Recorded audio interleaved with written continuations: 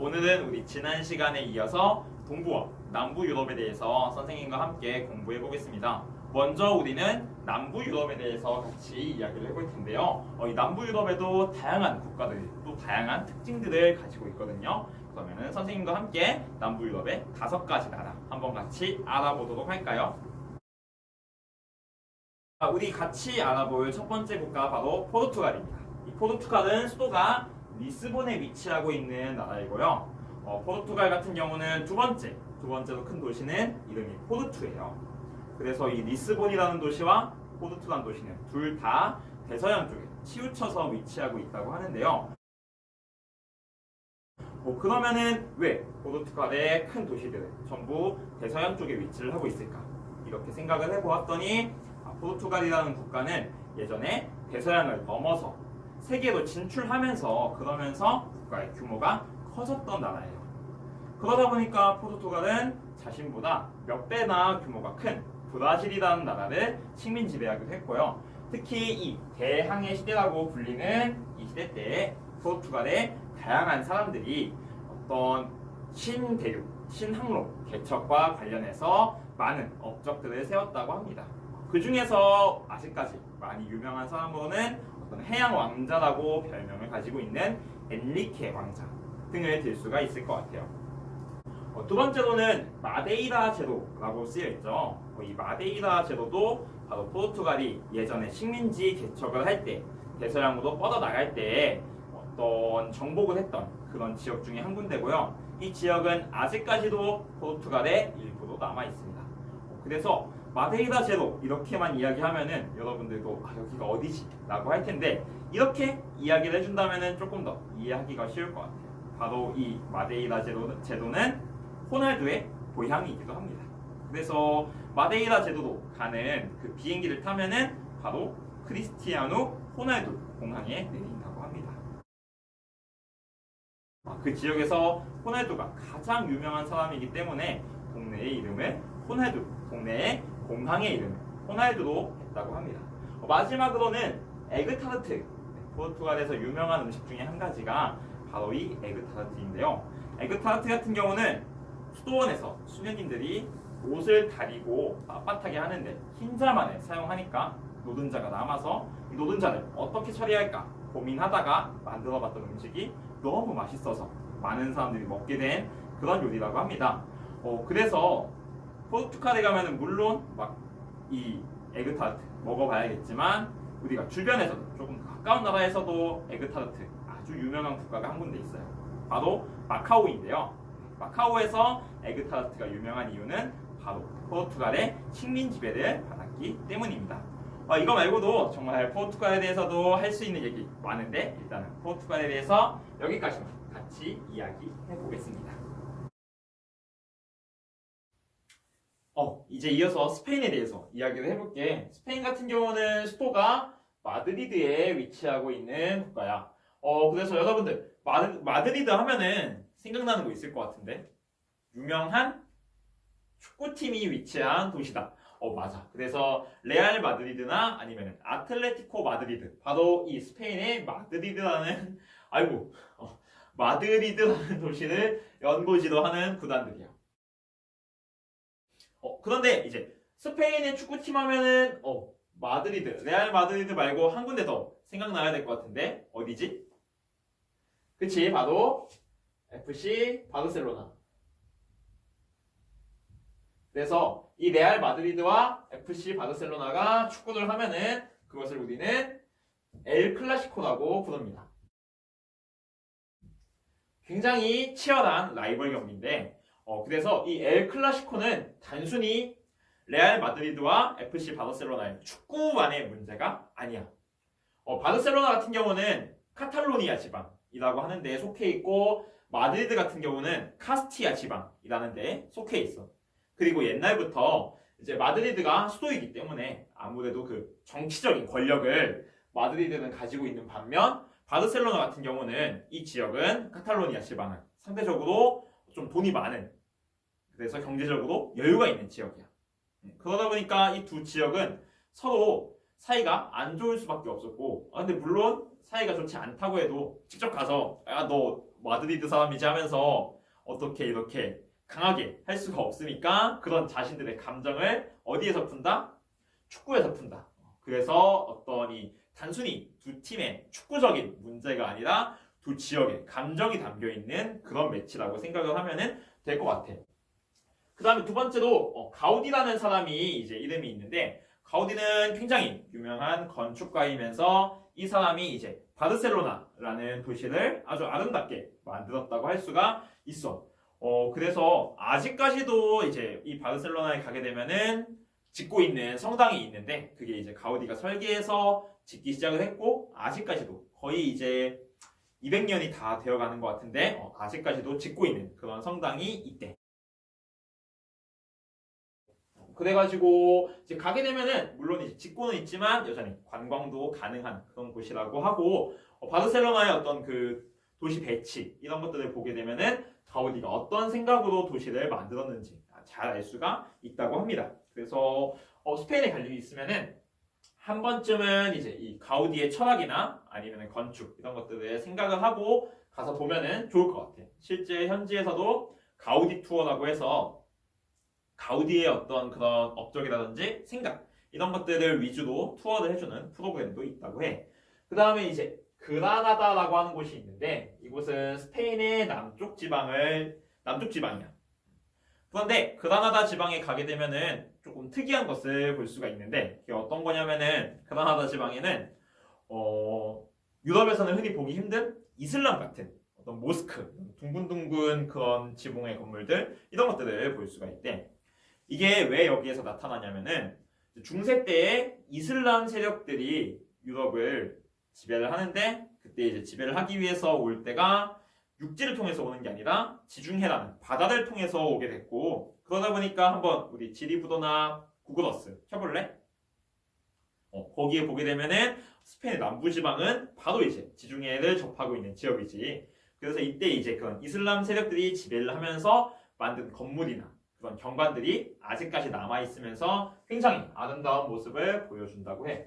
그래서 이 그라나다 지방, 혹시 그라나다 지방이 조금 어색하면은 이 알함브라라고 하는 도시 이름은 조금 더 친숙할지도 몰라. TVN인가? 거기에서 했던 알함브라 궁전의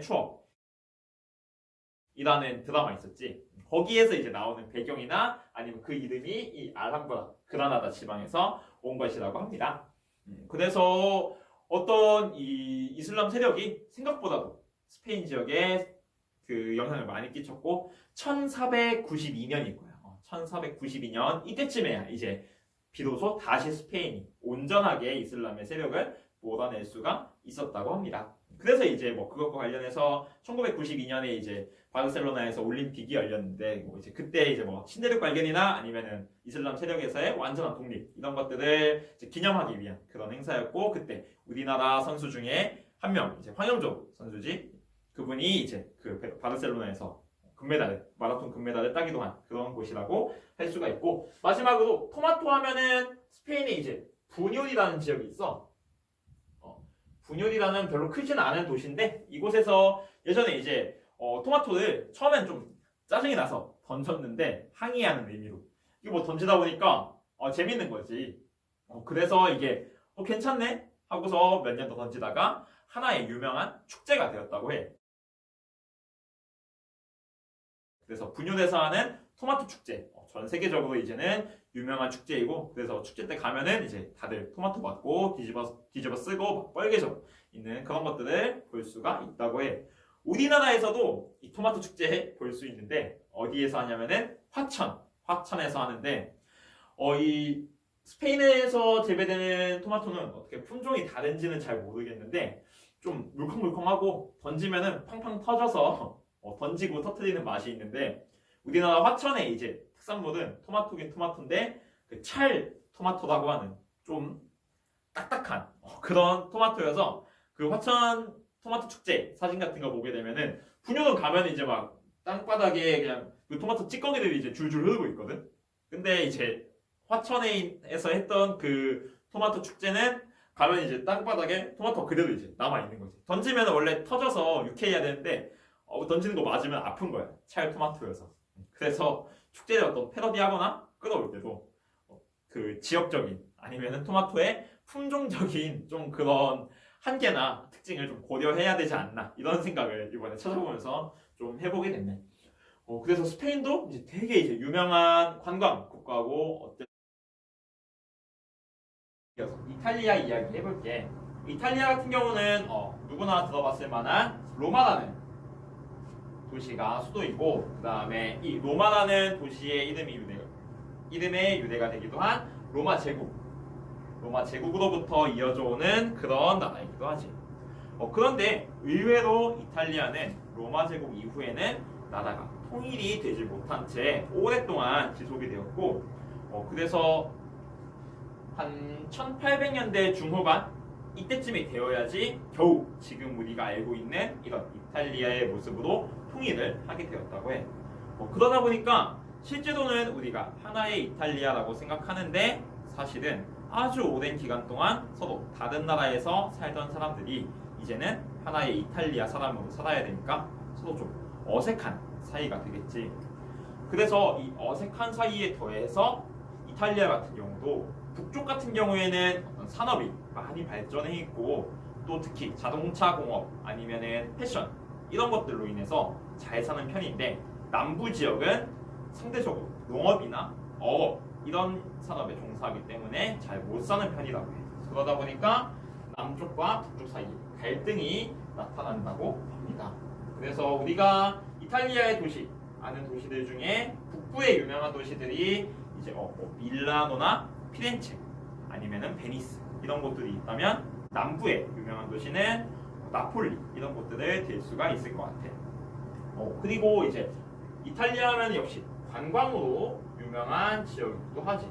그래서 방금 이야기했던 도시들도 전부 관광과 관련해서 유명한 도시들이고 여기들 이외에도 폼페이라고 이제 화산 폭발로 인해서 도시가 없어졌다가 발굴된 이런 남부에 있는 도시인데 폼페이 같은 지역이라든지 아니면 수도 로마 자체도 굉장히 훌륭한 관광지라고 할 수 있을 것 같아. 선생님도 로마 놀러 간 적이 있는데 로마 갔을 때 이제 로마 하면 또 이탈리아 사람들 커피 좋아하니까 커피를 무진장 많이 먹고서 그날 잠을 하도 못 잤던 기억이 있고 티라미수 아니면은 젤라또 이런 것들도 로마에 아무데나 들어가도 대부분 맛있는 집들이니까 로마에 갈 일이 있으면은 꼭 이런 것들 같이 먹고 왔으면 좋겠고 그리고 로마 하면은 기억나는 게 로마가 400만 명 그러니까 적어도 부산광역시 인구 정도는 되는 도시인데 지하철 노선이 이제 3개밖에 없어. 그 이유가 어떤 거냐면은 로마는 이제 너무 오랫동안 중요한 도시였기 때문에 땅만 파면은 유적이다. 그래서 지하철을 건설하려고 땅을 파면은 유적이 나와서 중단해봐. 이거 유적 좀 조사하자. 또 파다가 또 나오면은 또 중단해봐. 조사하자. 이런 식으로 도시에 지하철을 까는 게 아주 쉽지 않다고요. 마치 우리나라의 경주 같은 도시가 이탈리아의 로마라고 할 수 있을 것 같아. 그리고 이탈리아 하면은 또 아래쪽 지중해 쪽에도 유명한 관광지들이 많은데 아말피라든지 소렌토 이런 도시들도 굉장히 아름다운 그리고 유럽 사람들도 휴가를 하러 많이 오는 도시들이니까 나중에 갈 일이 있으면 꼭 한번 들려보는 것도 좋을 것 같아. 이탈리아 여기까지 이야기하고 이번에는 이탈리아에 숨어있는 작은 두 개의 국가들에 대해서 이야기를 해볼게. 먼저 로마의 일부인 이 바티칸이라는 국가가 있어. 바티칸은 가톨릭의 왕이지 교황이 사는 곳이고 아주 거의 진짜 걸어서도 돌 수 있을 만큼 작은 도시 국가야. 그래서 크게 뭐 성베드로 대성당이라든지 아니면 박물관 이 정도를 보면은 거의 그 다음에 광장 정도 그 정도를 보면은 바티칸에 다 맞다 할 정도로 작은 그런 도시 국가인데 여기에도 이제 아주 유명한 그런 예술 작품들이 위치하고 있어. 미켈란젤로가 조각했다고 하는 피에타 바티칸 가면은 볼 수 있고 그 다음에 천지창조 역시 바티칸에 있는 한 성당 천장에 이렇게 있는 것을 확인을 할 수가 있대. 그런데 이제 천지창조 같은 경우는 이거를 일본에 사라고 들었는데 판권을 사서 사진을 못 찍게 하더라고. 그래서 몰래 찍고 있는 다른 나라 사람들 좀 있었는데 선생님은 양심상 안 찍고 그냥 나왔어. 지금 생각하니까 그 다른 나라 사람들처럼 찍었으면은 또 기념이 됐을까 하는 생각도 들고, 어쨌든 그때는 좀 뿌듯하게 나는 깨끗하다, 나는 안 찍었다 하고 그러고 나왔던 것 같아. 그리고 이제 이어서 산마리노 같은 경우도 이탈리아 가운데에 이제 위치하고 있는 작은 국가인데, 그래서 산악국이고 산마리노는 우표 그리고 관광 이런 것들이 이제 주요 산업이라고 해. 그래가지고 산마리노라는 이름 쉽게 접하거나 혹은 쉽게 가보기 쉽지 않은 국가지만, 보통 선생님도 유럽에서 월드컵 예선이나 유도 예선 이런 거 할 때 이제 한 번씩 산마리노라는 이름을 들어볼 수 있었던 것 같아. 여기도 매우 작고 하루면은 충분히 볼 수 있는 곳이니까 어쩌면은 이탈리아를 갔을 때 한 번쯤 같이 들려봐도 괜찮은 곳이 산마리노라는 국가일 것 같아. 마지막으로는 이제 남부 유럽에서 마지막 국가인 그리스에 대해서 이야기를 해볼게요. 그리스 같은 경우는 아테네가 수도야. 이 아테네라는 수도의 이름은 아테나 여신에서 유래를 했다고 합니다. 그리고 그리스 같은 경우는 바로 고대 올림픽이면서 근대 올림픽의 시작이 되는 지역이기도 하지. 그래서 이 쿠베르팅 남자, 올림픽의 아버지지. 쿠베르팅 남자, 그분은 사실 프랑스 사람이긴 하지만 그리스의 그런 예전 고대 올림픽의 올림픽 정신을 끌어올리기 위해서 그리스에서 1896년에 다시 이제 올림픽을 시작했다고 합니다. 그리고 그리스 하면은 좀 이제 슬픈 얘기인데 파산과 관련이 있지. 그래서 이제 그리스도 유럽 연합의 한 국가니까 유도화를 사용을 하는데, 그러다 보니까 그리스는 자기 나라가 사정이 좀 어려워지거나 이래도 돈에 대해서 통제권이 없는 거야. 유럽 전체가 다 같은 화폐를 쓰니까 유럽 전체적인 통제가 있을 뿐 그리스가 직접 통제를 할 수가 없으니까 결국 이걸로 인해서 시작된 국가 위기로 파산 신청을 하게 되었다고 해. 그리고 우리가 한 번쯤은 읽어보거나 들어보았을 그리스 신화라든지 아니면은 고대 문명 이런 것들 전부 다 그리스에서 기원한 것이라고 하지.